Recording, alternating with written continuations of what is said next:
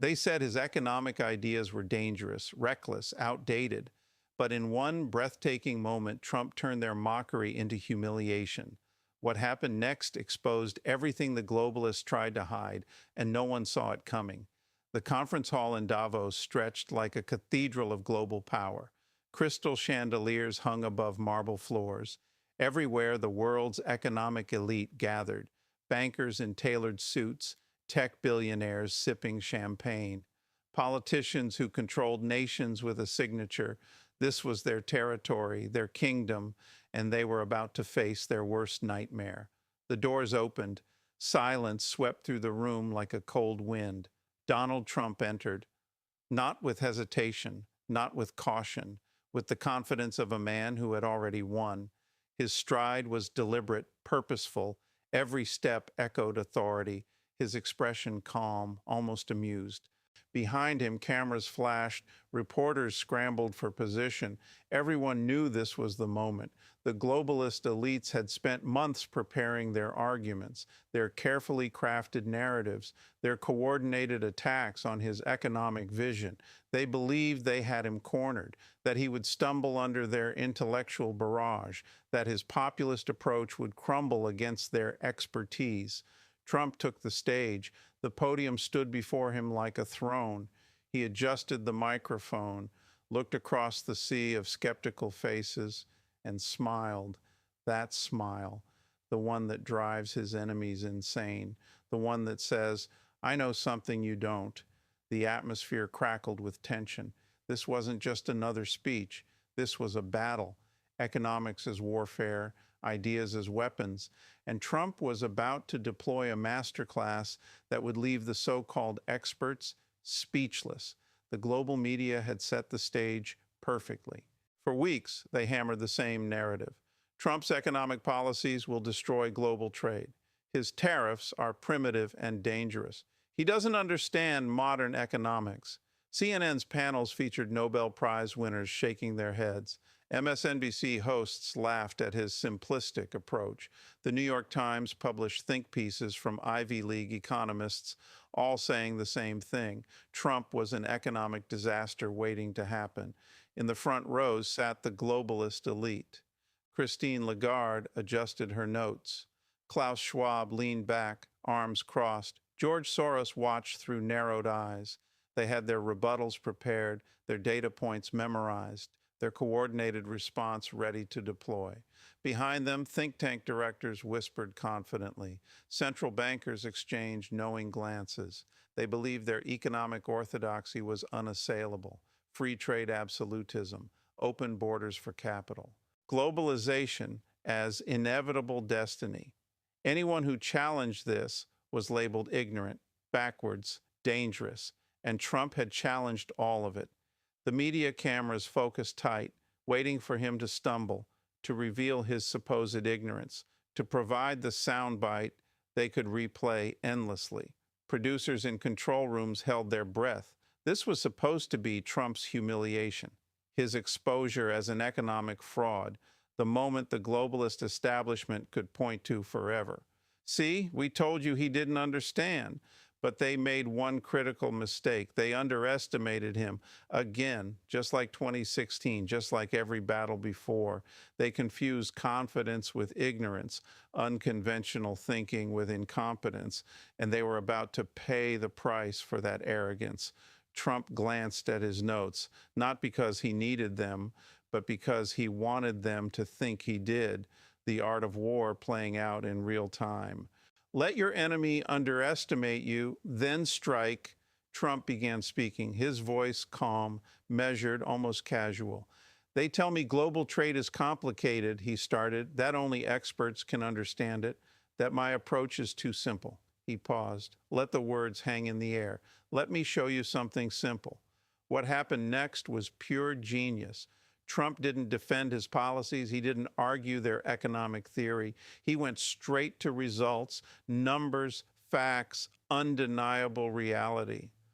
Before my policies, American manufacturing was dying, he continued, factories closing every month, jobs shipped overseas by the millions.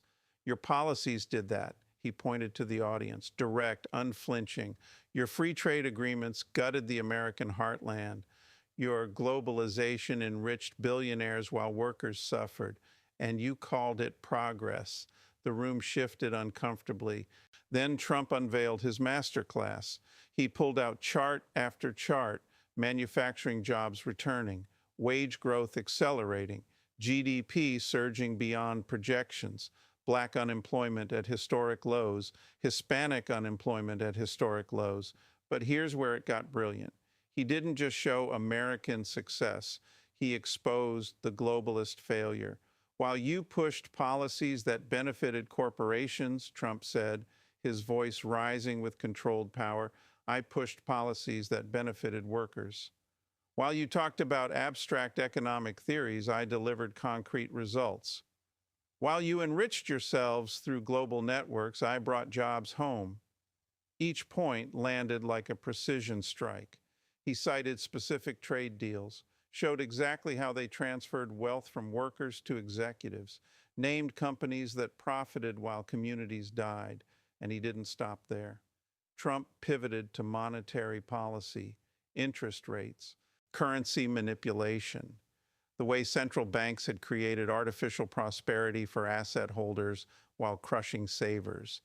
He spoke their language, but with devastating clarity, no jargon to hide behind, no complexity to obscure truth, just brutal, effective communication. You made economics complicated to hide what you were really doing, Trump declared, transferring wealth upward, destroying national sovereignty, making citizens dependent on global systems they can't control. The audience sat frozen. This wasn't the buffoon their media portrayed. This was a man who understood their game completely and was systematically dismantling it in real time. The reaction was instantaneous. Faces went pale, mouths opened slightly, eyes widened in disbelief. Christine Lagarde's prepared notes suddenly seemed worthless. Klaus Schwab's expression hardened. The carefully constructed narrative was crumbling, live. On camera, before the entire world, reporters in the back scrambled. This wasn't the script. This wasn't what was supposed to happen. Producers frantically spoke into headsets. Are we getting this? Every second came the reply. Social media exploded. Clips circulated within seconds. Shocked Trump Davos trending worldwide. The establishment media tried to spin, but the impact was undeniable. In the hall, whispers rippled through the crowd. Globalist economists leaned together, their prepared rebuttals suddenly inadequate. How do you argue with results? How do you counter someone who just exposed your entire ideology as benefiting the few at the expense of the many? CNN's cameras caught it all. The stunned silence, the uncomfortable shifting, the realization spreading across elite faces. They had been outmaneuvered, outthought, outplayed, on their own turf. A banker in the third row loosened his tie. Sweat visible on his forehead, a tech CEO checked his phone nervously, his stock portfolio suddenly feeling vulnerable. European politicians exchanged glances, their talking points evaporating. Trump had done something remarkable. He took their complexity and revealed it as obfuscation, their expertise, and exposed it as self-serving, their economic orthodoxy, and showed it as ideology, not science. And he did it with facts, numbers, results they couldn't deny. The media tried to interrupt, tried to reframe, but the damage was done. The emperor had no clothes, and Trump had just pointed it out to everyone watching. In boardrooms across the world, executives paused. In universities, professors reconsidered their lectures. In homes, working families watched a man speak truth to power, real power, global power, the kind that usually operates in shadows. And Trump had dragged it into the light, dissected it, defeated it with nothing but facts, logic, and unshakable confidence. Trump wasn't finished. Not even close. He shifted gears from defense to offense, from explanation to vision. Let me tell you what real economic policy looks like, he continued. His voice carried the weight of absolute certainty. Not arrogance, certainty, born from results, from success, from winning. He laid out his economic philosophy with surgical precision. Fair trade, not just free trade. National interest, not corporate interest. Worker prosperity, not just GDP growth. Each point built on the last, creating an undeniable logic, a framework that prioritized citizens over systems, people over profits, nations over globalist networks. He referenced history, economic periods when American workers thrived, when manufacturing powered communities, when single incomes supported families. That wasn't luck, Trump said. That was policy. Policy that put America first, policy that protected workers, policy that built the strongest middle class in history. He contrasted it with the current globalist approach, how wages stagnated for decades, how inequality exploded, how financial crises became regular occurrences. Your policies did this, he repeated, and you want to lecture me about economics? The brilliance was undeniable. He didn't just criticize, he provided an alternative, proven, tested, successful. Trump walked the stage, commanding every inch of space. His presence dominated the massive hall, every gesture purposeful, every expression calculated. This was a man completely in control of the room, of the narrative, of the moment. He cited specific examples, companies that returned to America, jobs created in forgotten towns, industries revitalized, each example a dagger to the globalist argument. His economic team had prepared well, but this was pure Trump, the ability to communicate complex ideas with devastating simplicity, to cut through academic jargon and speak truth, to make the complicated simple and the hidden obvious. Watching him, even critics had to acknowledge this was mastery, economic knowledge combined with communication genius, strategy meeting showmanship, substance delivered with style. The establishment hated it because they couldn't counter it. Their usual tactics failed. Call him ignorant, the facts said otherwise. Call him dangerous, the results proved them wrong. Call him unqualified, he just outperformed their entire expert class. Trump had turned their arena into his stage, their audience into his converts, their moment into his triumph, and he did it by being exactly who he's always been, unapologetically American, uncompromisingly focused on results, unwilling to bow to so-called expertise when it fails ordinary people. Then came the moment no one anticipated.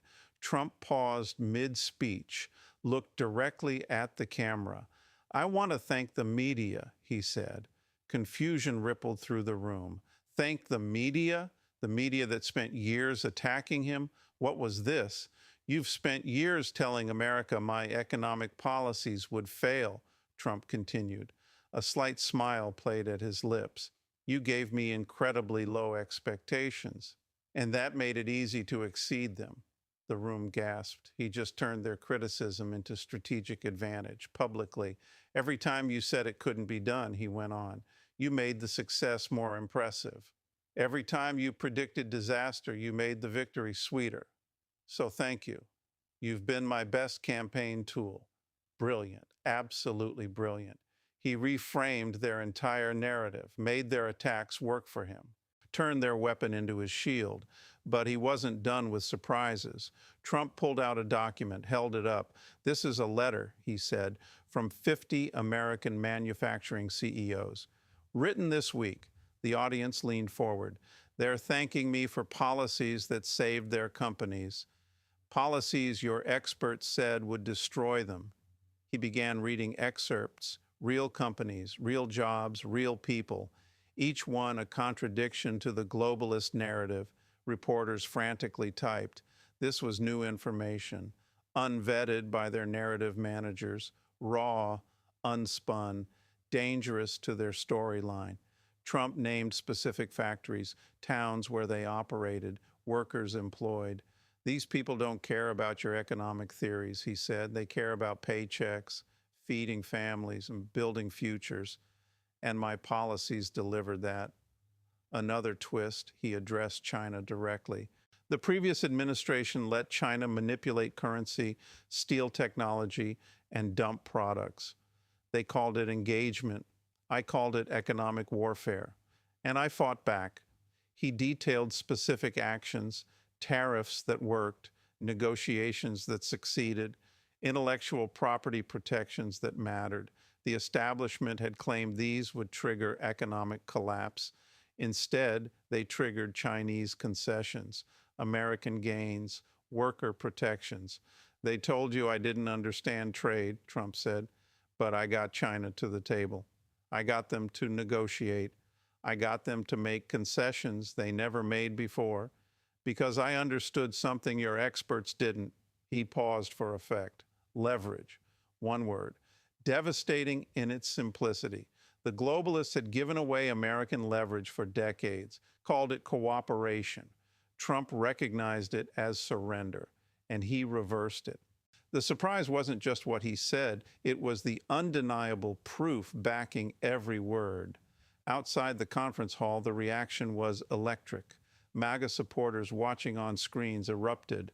Finally, someone speaking truth to the global elite, someone defending workers, someone putting America first. Social media exploded with celebration. Economic Masterclass trended #1. Video clips circulated. The moment Trump thanked the media for low expectations, shared millions of times.